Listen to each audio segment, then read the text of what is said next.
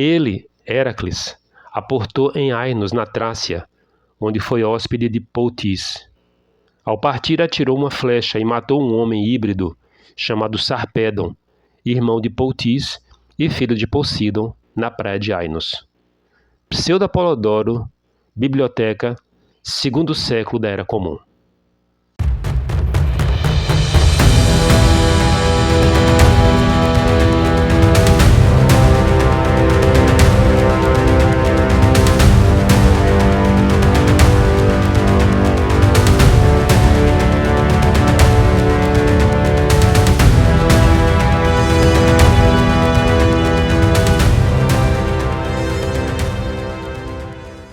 Olá, sejam todos muito bem-vindos ao canal Mitologia Grega de A a Z.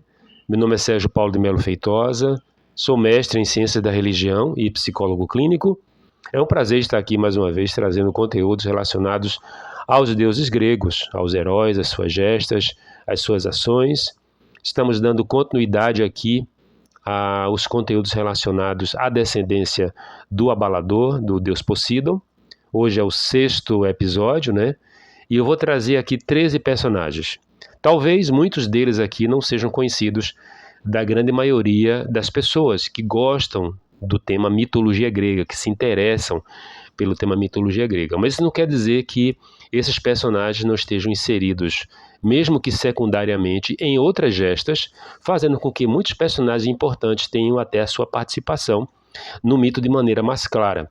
Uma coisa também que é importante é que muitos personagens que foram perdendo a importância ou mesmo o relato dentro do mito grego, possivelmente são personagens que foram cedendo culturalmente a outros personagens de culturas talvez até mais agressivas mesmo, mais aguerridas, e os personagens eles iam cedendo, eles iam dando espaço para outros que estavam surgindo. Então, às vezes, a gente encontra personagens que são esmaecidos, mas é porque eles, de fato, eles perderam a sua importância dentro de um certo tecido sociocultural. E isso não quer dizer que eles não tenham importância dentro do mito grego, tá? Então, hoje eu vou trazer aqui, como eu disse, 13 personagens, 13 filhos de Poseidon. Então eu vou falar hoje aqui sobre o Agelos, vou falar sobre o Amicos, o Boetos, o Busíris, o Dictys, o Hiperenor, o Opleus, o Cercion, o Cromos, não Cronos, o Cromos, o Megareus, o Náuplio, o Sarpedon e o Triopas. Então, 13 personagens aqui que são bem interessantes da gente fazer comentários. Eu vou trazer o máximo de informações possíveis em relação a eles. Quero dizer também que já está em fase de criação aquela ideia que eu sugeri sobre o Oráculo de Delfos, e já tem 2 inscritos que deram sugestões em relação a perguntas em que eu vou fazer o conteúdo específico, vou fazer um conteúdo especial em relação às perguntas, que é o Tiago Augusto, em que ele fez algum comentário e ele perguntou sobre o oráculo, e a Jupiteriana de Marte, que também fez pontuações em relação à questão do surgimento de filhos, entre outras questões que ela perguntou. Surgimento de filhos e que não era identificado como filhos de alguma divindade. Então já está na pesquisa, a abertura já está sendo criada, eu já estou criando ela, e muito em breve mesmo, mais perto do que longe, como dizia minha mãe, a gente vai ter aqui, primeiro, esses conteúdos, e aí, consequentemente, o que é que eu vou pedir? Vou pedir que quem quiser perguntar alguma coisa em relação a tirar alguma curiosidade, ter alguma curiosidade em relação ao mito, faça a sua pergunta, porque eu vou incluir uma vez, talvez ali entre... Não sei se eu conseguiria fazer uma vez ao mês, mas entre grupos de episódios mais especiais, diferenciados, por exemplo, no caso dos conteúdos relacionados à descendência das divindades, então eu vou inserir Caso o conteúdo seja mais enxuto, como por exemplo, de uma certa maneira, Deméter, que não tem tanta descendência assim, mas tem um culto muito, muito importante, então eu vou pontuar as perguntas dentro desse conteúdo especial que eu vou criar, que eu estou criando, chamado o Oráculo de Delfos. Inclusive, quero agradecer as colocações tanto do Tiago Augusto e da Jupiteriana de Marte, como de outras pessoas que fizeram pontuações, e caso alguém tenha algum tipo de colocação, algum comentário, que não seja pergunta, vai ser muito bem-vindo. E se você chegou aqui ao canal por alguma recomendação do YouTube ou de algum amigo ou de algum conhecido, seja muito bem-vindo. Se não for inscrito, vou pedir que você se inscreva no canal, que você dê o seu like, ative as notificações, porque o YouTube vai entender que o conteúdo é relevante e vai acabar oferecendo, mostrando o conteúdo do canal Mitologia Grega de A a Z para outras pessoas. Seja muito bem-vindo. Bom, então a gente vai começar aqui agora com o Agelos, não por uma questão alfabética, né, mas foi dentro de uma escolha que eu tive. Vamos começar a falar sobre o Agelos, né? O Agelos, ele se encaixa exatamente naquele conteúdo que eu tinha comentado no começo, que são de personagens que estão sendo comentados no mito, mas não tem tanta importância assim, eles estão sendo citados, e eles têm uma presença, né? Então, o Agelos, ele é considerado como tendo sido filho de Poseidon com uma ninfa da ilha de Quios, né? Sem uma nominação, né? Ele vai ter um irmão que é o Melas, ou consequentemente eles vão ser irmãos. O mito não identifica se eles chegam a ser irmãos gêmeos, pelo menos eu não consegui identificar, mas eles serão senhores suceranos dessa ilha de Quios. Quem comenta isso é o Pausanias, tá? Que é um autor recuado. Então, essa é a referência do Agelos e, consequentemente, já estou aqui adiantando a respeito do irmão dele, Melas. E como, volto a dizer, não há uma identificação de quem seja sua mãe, tá? O mito não relata, é um nome que se perdeu e ele é dado como sendo filho de Poseidon. O Amicus, ou Amicus, ele é um personagem que é muito curioso, é muito interessante, tá? Então ele é considerado o rei da Bebrícia, né? E ele era um gigante, tá? Então uma das características, inclusive, de alguns filhos de Poseidon é que eles eram bem grandes, né? E no caso do Amicus, eu vou chamar ele de Amicus, tá?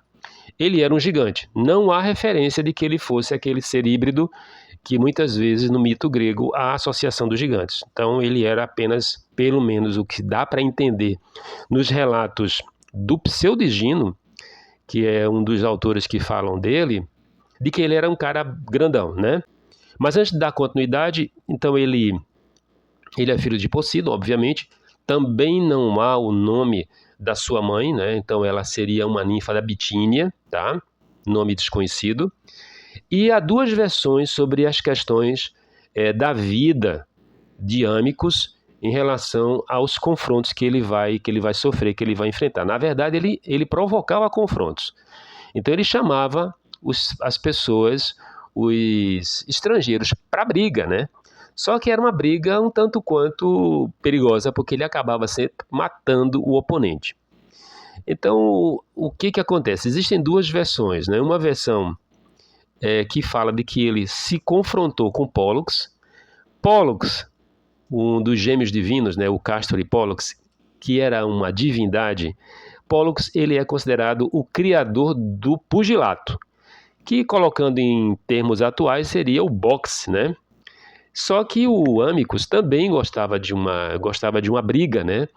E ele se confrontou com Pólux na região dele. O Pólux estava passando e ele levou uma surra de Pólux, em que ali o Pólux obrigou ele a que ele nunca mais, sob juramento, que ele nunca mais fizesse aquele tipo de situação, aquele tipo de agressão com quem passasse por ali.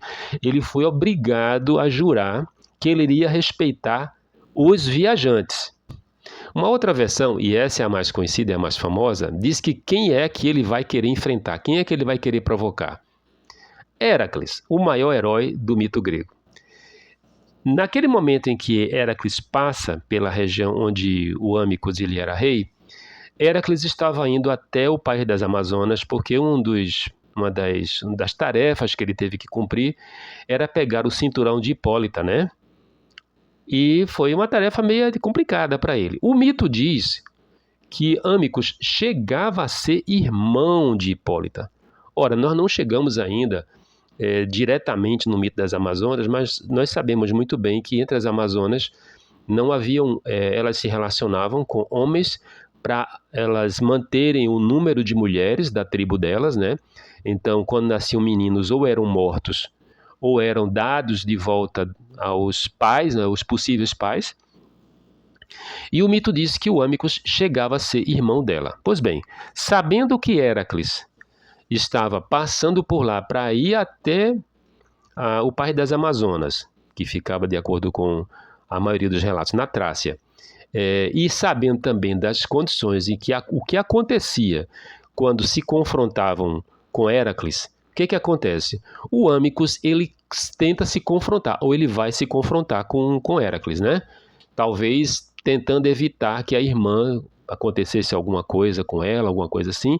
E aí nós poderíamos pensar de que nem todo vilão é completamente vilão, né? Então ele chama Héracles para o confronto, Héracles aceita e mata ele a socos. Então ele foi morto pelo esse confronto que aconteceu com Héracles, numa tentativa de fazer com que o herói não fosse até o Pai das Amazonas e pegar o cinturão. A gente sabe que quando Héracles chegou lá, deu muito ruim, e talvez o Âmicos estivesse já prevendo o que poderia acontecer. Então, essa é a história que é mais comum encontrada no mito de Âmicos. O próximo personagem, que é o Boetos, né, ele é filho de Poseidon, com uma rainha, com uma princesa, chamada Arne, que era filha de um rei, que é o Éolo, né? Mas não é o rei dos ventos, tá? Esse Éolos aqui é outro, tá bom? Então, ele chega a ser um herói epônimo da Beócia, né? Então é o Boetos. E ele vai, depois que ele vai se desenvolver, o mito não fala direito o que aconteceu, mas ele acaba se deslocando da região onde ele tinha nascido, né? Quando ele foi para o sul da Tessália, que era exatamente a região da Beócia, né? Inclusive, ele vai ser o pai de Ogyges, que é o primeiro rei da Ática, em algumas de suas versões. Pois bem, quando eles chegam nessa região, eles foram acolhidos por um rei, que é o Metaponto, e que cuidou deles, né? O Metaponto era casado com uma rainha chamada Autólita, e ela ficou maltratando a rainha, a mãe do Boetos, né? Que era a Arne. O Boetos tinha um irmão gêmeo, que era o Éolo, tá? Então ele era neto de um Éolo e ele teve um irmão chamado Éolo. Talvez esses personagens sejam os mesmos, mas umas versões dão ele como sendo neto de um Éolo e o outro tendo um irmão gêmeo chamado Éolos. Mas enfim, eles saem, ele e o irmão sai para suas gestas, era comum, né? Então, ação heróica, então eles vão fazer suas atividades e ele deixa a mãe no reinado, lá no reino de Metaponto.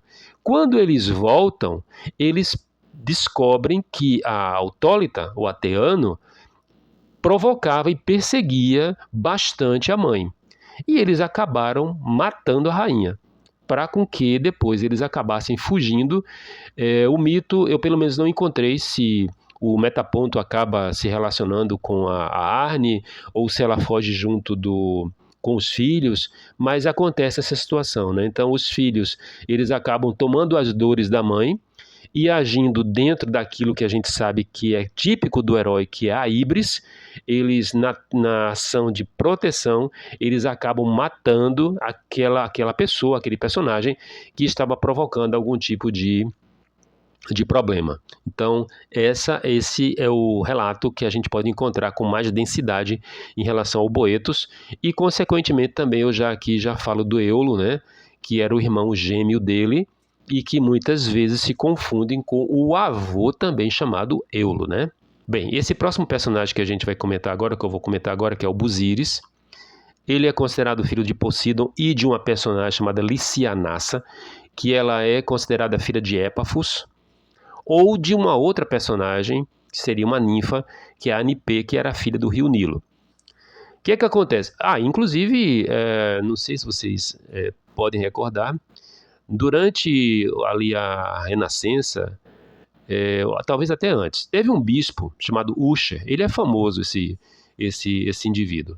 Ele, pegando cálculos ali da Bíblia, ele chegou à conclusão que ele tinha descoberto a hora, o dia, o mês e o ano que o mundo havia sido criado, né? Então ele calculou o ano da criação em 23 de outubro de 4004 a.C. E ele chega a dizer que o Busíris tinha sido filho de Ramsés II, tá? Esse bispo, ele chegou a tentar dar uma historicidade a esse personagem, é isso que quer dizer. Mas enfim, então o Pseudo-Apolodoro comentou que num determinado momento lá no desenvolvimento dele, na região onde o Busíris existia, né, que era uma região do Egito, né, houve uma seca, tá? E ele foi consultar um oráculo, né, foi consultar um adivinho, o Tácios, filho de Pigmalião, ou um outro Tácios, que seria um Tácios da ilha de Chipre. E eles disseram o seguinte, que a seca iria acabar se houvesse um sacrifício humano. Mas esse sacrifício não podia ser de qualquer pessoa, tinha que ser de um estrangeiro. E quem profetizou isso, o profeta, porque o sujeito era estrangeiro, ele próprio se imolou, ele acabou se imolando no sacrifício e a seca parou. Mediante essa ação do profeta, né, que se imola e acaba a seca, qual foi a lógica, qual foi a matemática que passou na cabeça do Busíris? De que ele iria sacrificar um estrangeiro todo ano, porque assim ele estaria livre de seca, né? E ele começou a matar as pessoas, né? Então, ele seria um indivíduo que oscila entre ser devoto e ser tirano, né? Então, ele matava os estrangeiros, né? Ele não matava pessoas comuns, ele matava estrangeiros. Bem, então ele vai ter essa ideia, né, de sacrificar as pessoas e mata todos os anos estrangeiros, passantes, né? Só que o que é que aconteceu? Um belo dia, quem é que passa lá na região? Héracles. E ele tem a brilhante ideia de prender Héracles, que se deixou prender, tá? Héracles se deixou prender e foi levado até o local do sacrifício. Quando estava se aproximando do altar, Héracles, porque ele como rei, aparentemente ele também fazia o papel de sacerdote, então Héracles quebrou as cadeias que prendiam ele, matou o Busíris e matou o filho do Busíris que estava junto, que era o Anfidamas.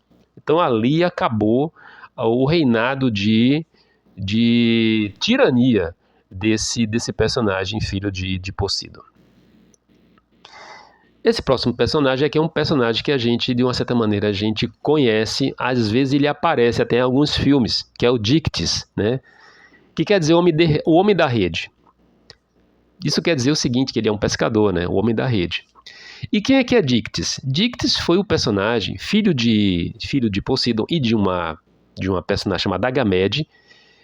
Os relatos dão ela como sendo princesa de Elis. E no belo dia, Dictys estava pescando com um grupo de pescadores e ele viu uma arca boiando.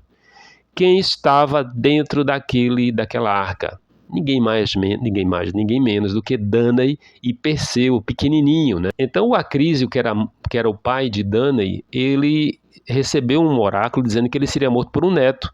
Então, consequentemente, ele vai e tenta matar a filha e o neto jogando os dois numa arca. E é Dictys quem acaba encontrando aquela arca boiando, recolhe, né? Então Dictys vai e leva até o palácio e que havia um rei que era irmão dele, que era o Polidectes. O mito não diz por que um era rei e outro era pescador. Não há uma explicação na mitologia, pelo menos nos textos mitológicos, por que havia essa separação, essa condição de um ser pescador e outro rei. Mas enfim, quando Dictys leva Danae e Perseu até para apresentar para o irmão o Polidectes imediatamente ou quase imediatamente se apaixonou por Danae. E o tempo foi passando, então ele acolheu a Danae ali, o Perseu, o tempo foi passando, até que ele percebeu o seguinte, que o Perseu seria um problema para ele. O Perseu, ele é um herói recuado, né? Então ele inclusive é um antepassado do Héracles, e o Polidectes ficou pensando como se livrar de Perseu, e é quando dá para Perseu a gesta de matar a Medusa, que era a ideia de que ele não voltaria vivo daquela empreitada. Perseu vai para sua gesta para buscar Medusa e matar a Medusa, e aproveitando-se da ausência do herói, o Polidectes ele começou a perseguir o irmão Dictys e Danae, que sempre resistiu às tentativas de avanço do rei. E acabaram os dois se refugiando no templo de Atena. A gente sabe, também já fiz até algum comentário, que inclusive segurando nas pontas do altar, ou segurando no altar, havia uma regra de que a pessoa estava segura de ser morto, né? Então você poderia ali, enquanto você estivesse no altar, você podia ser protegido. Entrar no templo já era uma proteção muito grande, né? Tanto que alguns personagens no mito sofreram a ação da vingança dos deuses exatamente porque não respeitaram quem tinha se refugiado dentro de um templo. Pois bem, Dictys e Danae acabaram entrando no templo de Atena, e quando Perseu voltou para o palácio, tá, onde com a cabeça da Medusa dentro de um saco já, ele soube que o rei estava perseguindo o pai de criação dele, né? Porque Dictys tinha ele tinha um grande carinho, um grande amor por Perseu. Simplesmente foi até o palácio, encontrou o rei junto com os seus cortesãos e tirou a cabeça da Medusa e mostrou para todo mundo. E uma das pessoas que olhou para a cabeça da Medusa foi exatamente o Polidectes, que acabou virando pedra, né? Porque essa era a condição para quem encarasse a Medusa, né? Então, todos os cortesãos que estavam ali juntamente com o rei foram todos transformados em estátuas. E o mito diz que, logo em seguida, Perseu acabou entronizando Dictys como rei de Cérifo, que era o local onde eles moravam, onde eles habitavam. Então, esse indivíduo, né, ele vai ter esse destino. Então, tanto um quanto o outro, curiosamente, inclusive o Dictys, né, que era um personagem se relacionando com o mar, os dois filhos do Poseidon, filhos do Abalador. Cumprindo, de uma certa maneira, por um lado, aquela visão de que vários personagens relacionados a Poseidon, eles eram meio que desequilibrados, meio que malfeitores. O Dictys acaba meio que dando uma contrabalançada, porque também era filho de Poseidon, né? Enquanto que o Polidectes, filho de Poseidon, mais um tirano. O próximo personagem, que é o Hiperenor, ou Hiperenor, ele é filho de Poseidon, com Alcíone, que é uma das Pleiades. Comentei bastante dela em relação a outros filhos que ela tem com Poseidon. E eles tiveram 3 filhos, né? Então eu vou aproveitar aqui, dentro dessa questão do comentário do Hiperenor, ou do Hiperenor. Então ele tem um irmão chamado Ireu, ele tem uma irmã chamada Etusa, que vai se relacionar com Apolo, e que vão ter um filho chamado Eleuter, que vai ser considerado um mito o primeiro a erguer uma estátua, uma representação, uma reprodução de Dioniso. No caso do Hiperenor, ele não tem uma importância imediata. Qual é a importância do Hiperenor? O Hiperenor, ele é pai de Aretusa, tá? Ele vai ter com uma ninfa um relacionamento, então ele vai ter 4 filhos, o Abas, o Calcodon, o Elefanor e a Aretusa. A Aretusa, ela fez parte do séquito de Ártemis, e ela foi perseguida pela sua beleza por Alfeu, né, pelo rio Alfeu. E ela, num certo momento, a perseguição foi tão grande que ela acabou pedindo ajuda a Ártemis para com que fizesse alguma coisa, e a ação da deusa foi de transformá-la numa fonte. Me recordo que até um comentário da professora Eliane Corte Basso, quando ela esteve na Sicília, ela falou de que era muito comum, muito presente, tanto a personagem da Górgona quanto a personagem da Aretusa, a história da Aretusa e de Alfeu. E aí diz o mito que, não aceitando a transformação de Aretusa em fonte, Alfeu deu um jeito de misturar as águas dele com as águas da fonte Aretusa. E só dando aqui um parênteses, então, deem uma olhadinha no canal Viagens e História da professora Eliane Cortibasso, que lá tem muita história em relação, inclusive, a locais históricos, arqueológicos e, de uma certa maneira, com contato na mitologia. É uma recomendação, tá? Inclusive, o canal dela é um canal parceiro aqui do canal Mitologia Grega de A a Z. O próximo personagem, que é o Opleus, ele também, assim como aconteceu agora com o Hipereno, ele não tem uma importância mais imediata no mito, ele tem uma importância mais secundária. O Opleus, existem 4 personagens no mito grego com esse nome. Ele é filho de Poseidon com uma princesa que é a Canace, que era filha de um rei chamado Eulo e de Enarete, e que no mito eles vão ter a importância, no caso, a mãe dele, né? A mãe de Opleus.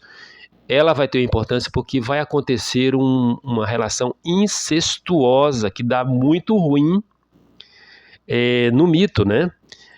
O irmão, na verdade, a relação foi incestuosa, vírgula, porque ela sofreu uma violência pelo próprio irmão, né, que era o Macareu.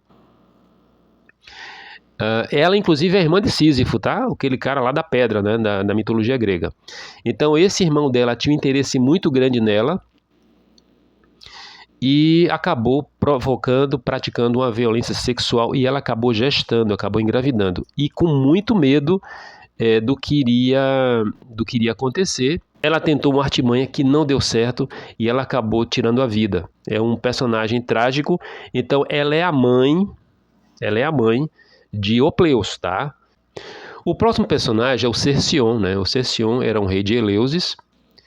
Ele é filho de Poseidon com Argíope. Algumas tradições dão ele como sendo filho de Hefesto e Argíope, que tem 2... na verdade, Argíope seria uma terceira personagem, né? Existem 3 personagens no mito com esse nome, Argíope.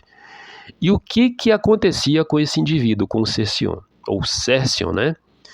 Bom, curiosamente, ele era rei de Eleusis, da região de Eleusis, só que ele era malfeitor, um cara muito forte. E ele, quando tinha algum tipo de transeunte, passante, ou mesmo alguém que fosse notável na região, ele oferecia o trono de Eleusis se alguém conseguisse vencê-lo em combate. E a proposta poderia ser atraente para alguns personagens, alguns indivíduos que tentavam, de fato, vencê-lo numa luta. E ele vencia sempre. O que ele fazia? Ele levava a pessoa para um local em que ele mandava vergar 2 pinheiros, amarrava as pernas da pessoa em cada um dos pinheiros, e depois mandava com que aqueles pinheiros fossem soltos do chão. Mandava vergar até o chão. E depois mandava cortar, e aí quando as árvores voltavam, eles obviamente despedaçavam a pessoa que estava ali presa nas 2 árvores, né? Um certo dia, ele vai se confrontar com o herói, não é o Heracles, né? Ele vai se confrontar com um outro irmão dele, que é o Teseu, né? O Teseu, ele tem um pai biológico, né, que é o Egeu, mas também ele tem um pai divino, que é o Poseidon. E passando por ali, Teseu ficou sabendo dessa história, né? E ele chamou Teseu, percebeu que estava diante de uma figura interessante, importante, né, uma figura heróica ali, né? E aí ele vai confrontar Teseu, e que vai aceitar o confronto, né? E perdeu. Então, Teseu ofereceu a ele o mesmo destino do que ele oferecia para as pessoas, né? Então, as árvores foram vergadas, ele foi amarrado nas árvores, as árvores foram soltas, e assim terminou a trilha de problemas que o Cercion oferecia para as pessoas lá em Eleusis. Ele chega a ser avô de Hipóto, né? Que eu fiz um comentário num capítulo anterior. Ele chega a ser o avô de Hipóto, tá? Que é um dos personagens também descendentes de Poseidon, tá bom? Bom, chegamos aqui então ao nono, estamos nos aproximando do final já, né? Que é o Crômios. O Crômios, ele é filho de Poseidon, não há uma identificação em relação a quem seria a sua mãe. Ele era rei, perdão, de uma região próximo de Corinto, a região de Corinto. Inclusive, ele vai ser um herói epônimo da cidade de Crômio, cidade essa que existe até hoje.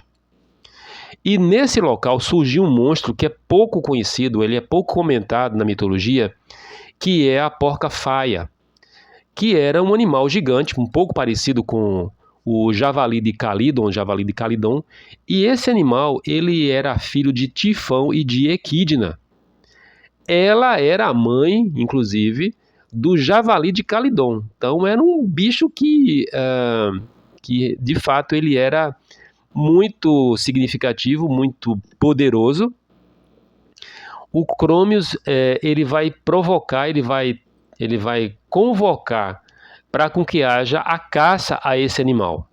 E quem vai matar a porca, a faia, é o Teseu, tá? Então ele não estava muito preocupado com o que estava acontecendo ali em volta. Quem vai dar fim ao monstro é o herói Teseu, também irmão por parte de pai dele, tá? O próximo personagem é o Náuplio, tá? Esse Náuplio, na verdade, existem dois Náuplios. Os mitógrafos muitas vezes acham que eles são o mesmo personagem, só que um acaba sendo avô do outro, né? Então, esse Náuplio aqui, ele é um Náuplio mais recuado, né? Porque nós vamos ter um outro Náuplio, que ele é o pai de Palamedes, mas não é esse que eu vou falar aqui agora. Palamedes é um herói muito importante no mito grego em relação à guerra de Troia, tá? E esse Náuplio aqui, ele é um herói fundante, né? Então ele é considerado o descobridor da constelação da Ursa Maior, e ele é considerado o herói que criou a arte da navegação, tá? Por isso, inclusive, que o outro Náuplio, que seria o neto dele, está associado a algumas ações no período do retorno dos heróis da Guerra de Troia, associado a algumas gestas, algumas ações que vai prejudicar bastante os heróis que estão voltando por vingança em relação ao que aconteceu com o filho dele, o Palamedes. Então, esse Náuplio aqui, ele tem esse mito mais enxuto, mas ele está associado, volto a dizer, a um outro personagem que eu gosto bastante, que é o Náuplio, que vai provocar problemas para os heróis gregos no retorno, ou até mesmo durante o período em que eles estão na guerra, porque eles foram muito injustos com o Palamedes, né, que foi um herói bem interessante, era um herói no sentido heróico, como a gente entende, como seria mais ou menos o Heitor, e o Odisseu foi um sujeito que acabou provocando muito problema para o Palamedes. Eu não vou aqui antecipar muitas histórias, mas o Náuplio, querendo vingar o que aconteceu com o filho, acabou provocando problemas diversos para os heróis gregos. E ele também está associado às questões marítimas. O neto do Náuplio, esse Náuplio aqui que seria o criador da arte da navegação. Bem, então a gente agora vai falar aqui dos últimos dois personagens, que é o Sarpedon e o Triopas. Esse Sarpedon, existem três personagens no mito. Sarpedon, não se confundir com aquele que será um dos juízes dos mortos, né, que é o Sarpedon, um dos personagens justos no mito grego, e um outro Sarpedon que é filho de Zeus, que vai combater na guerra de Troia. Esse Sarpedon aqui é filho de Poseidon, de mãe desconhecida, pelo menos o mito não tem mais registro de quem foi a mãe dele. Ele tinha um irmão que era o Poutis, e curiosamente um era desequilibrado e o outro era equilibrado. Então, mais uma vez, filhos de Poseidon oscilando entre a retidão e outro exagero, a híbris, né? O Poutis, ele é exatamente o personagem equilibrado. E o Sarpedon, ele era totalmente desequilibrado. Eles moravam, reinavam num local chamado Aenos. E um belo dia, o que é que acontece? O mito não entra em maiores detalhes o que era que eles estavam fazendo. Citavam numa das suas famosas gestas dos 12 trabalhos, mas o mito relata que, num certo momento, o Héracles passou na região, foi muito bem recebido pelo Poutis, né? Essa região onde eles eram reis, O Poutis era o rei, na verdade. Era na região da Trácia. Talvez, nessa gesta aqui, Héracles estivesse se dirigindo até o país das Amazonas. Mas eu vou aqui deixar em aberto. Então, passando o herói por lá, o Poutis recebeu o herói de braços abertos. E o Sarpedon hostilizou o herói. Então, hostilizou e não gostou nada da cor dos olhos do herói e acabou hostilizando bastante. O Héracles passou alguns momentos ali, não sei se dias, não sei se semanas, enfim, ficou ali. Se despediu corretamente do rei, do Poutis, e quando estava se afastando, encontrou o Sarpedon e simplesmente atirou uma flecha. É aquela referência que eu fiz ali no começo desse conteúdo de hoje. Ele atirou uma flecha exatamente em Sarpedon e a flechada das flechas de Héracles não tinha salvação, né? Porque o veneno da ponta da flecha era o veneno da hidra de Lerna. Então, ali ele ficou, né? Ali ele morreu. Então, aquela ação dele como um indivíduo que maltratava, que fosse desequilibrado, acaba se encerrando ali na ação de Héracles, que mata ele simplesmente, né? Foi hostilizado e na saída acabou se vingando dos maus tratos que recebeu. Esse personagem aqui, o Triopas, existem 3 personagens com esse nome. Esse aqui é inacreditável. Da híbris que esse indivíduo cometeu. A gente vai... Eu tenho já todas de quem eu pesquisei, de que eu consegui, a relação de personagens que cometeram híbris, mas esse aqui é incrível que ele cometeu, tá? Tem uns que cometem híbris incríveis, tá? Mas esse aqui é digno de nota, né? Então ele é filho de Poseidon com Canace. Bem, então ele vai ser então filho de Poseidon com Canace, né? Ele vai ter alguns irmãos, o Nireu, o Opleu, o Epopeu, o Aloeu, e ele vai se relacionar com uma personagem que é a Iscila, que era filha de Mirmídon, que é o herói que vai dar origem a todos a linhagem dos Mirmidões, do qual Aquiles, Peleu e tal, todos eles eram originários dos Mirmidões, né? Então existia um herói que é o Mirmídon, fiz referência a esse herói aqui conteúdos atrás. Ele vai ter 3 filhos com esse relacionamento, que é o Forbas, o Erisicton e a Ifimedia. E ele vai ter uma ideia fantástica no sentido ruim, né? A casa dele, o palácio, estava sofrendo degradação. O que passa na cabeça do Triopas? Ele vai até o templo de Deméter e ele vai mandar demolir, ou pelo menos tirar material de construção do templo da deusa, né? E Deméter era uma divindade que ninguém se metia com ela, ninguém mexia com ela. Era mais ou menos como Afrodite, né? Quem fosse mexer com Afrodite estava perdido, né? Então ele mandou tirar telhas, mandou tirar material de construção para reformar o telhado da casa, né? E a deusa simplesmente aconteceu dela dar para ele uma maldição que vai acontecer parecido com Erisicton. Muitas vezes há uma sensação de que esses mitos eles se confundiram, né?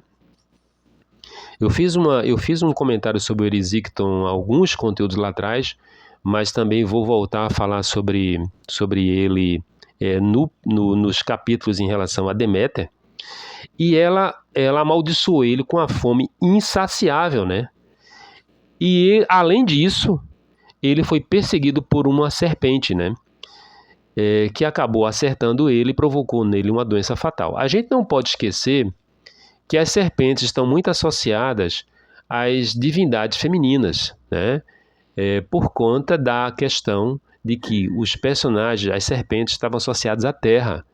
Então, praticamente todas as divindades que estão relacionadas à terra, lá num sentido mais recuado, sempre tem personagens que são considerados serpentes. A gente não pode esquecer, por exemplo, que Geia, quando gera os gigantes são seres híbridos que têm uma parte do corpo de que maneira? Como serpente, tá?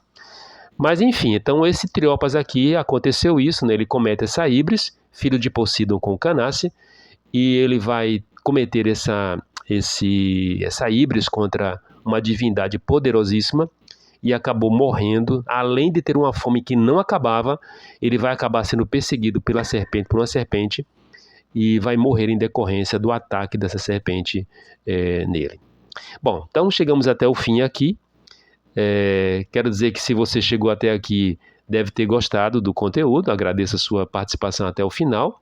Se não for inscrito, vou pedir que você se inscreva no canal, que você dê o seu like, ative as notificações e avise a pessoas conhecidas, pessoas amigas que você tem contato, que gostam do conteúdo de mitologia grega, para com que conheça o canal Mitologia Grega de A a Z e possa fazer parte do nosso grupo aqui. Então, o próximo conteúdo, sétimo episódio em relação da descendência de Poseidon. Muito em breve nós estaremos terminando e no intervalo, então eu farei a primeira participação, a primeira intervenção em relação ao oráculo de Delfos, falando exatamente da questão do oráculo, tá bom? Que foi uma sugestão que foi dada por um inscrito que é o Tiago Augusto.